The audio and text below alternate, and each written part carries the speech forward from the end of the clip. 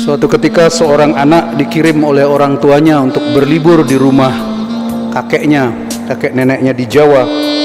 Lalu karena dia masih kecil, maka dititipkanlah dia di bis, supir bis oleh ibunya dengan berbagai macam pesan tentu saja.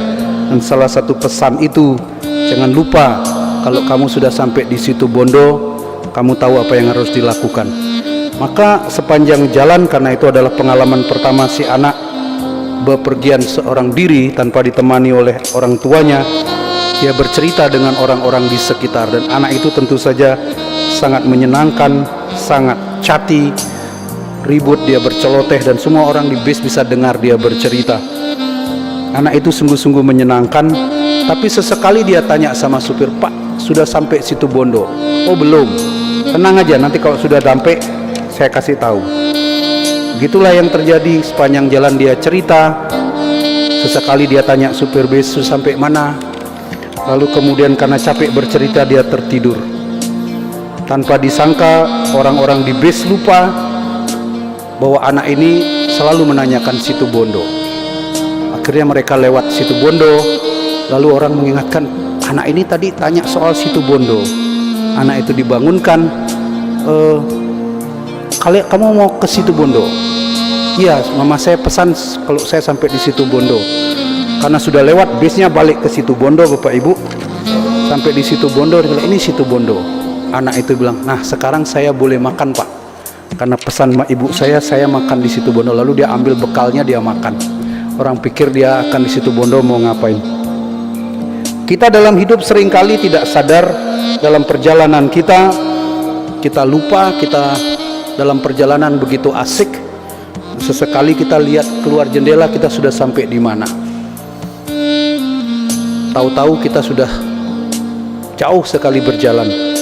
Hidup kita juga seperti itu, saudara-saudara. Yesus menggambarkan perjuangan yang akan kita alami sejak kehancuran Yerusalem sampai kedatangannya yang kedua. Semua ini akan terjadi, Yesus lukiskan. Pengalaman-pengalaman pahit, kekerasan, penganiayaan itu akan kamu alami. Tapi jangan takut. Itu pesan Yesus. Karena apa?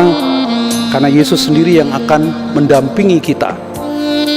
Kadang perjalanan ini terlalu jauh. Ada yang mengatakan, "Romo, saya tidak kuat lagi."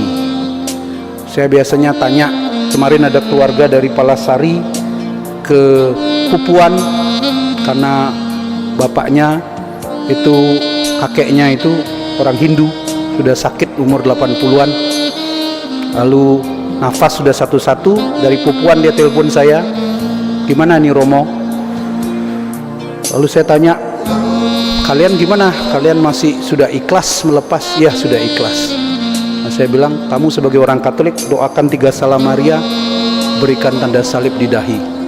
Ikhlas, kalau mau jalan-jalan, berikan tanda salib." Mereka pulang Palasari, sampai Palasari dikasih kabar sudah meninggal. Kadang kita berjumpa dengan orang-orang yang sudah tidak tahan lagi, terlalu melelahkan perjalanan ini. Jadi kadang kita dapat berita sedih, kadang kita dapat berita yang mengejutkan.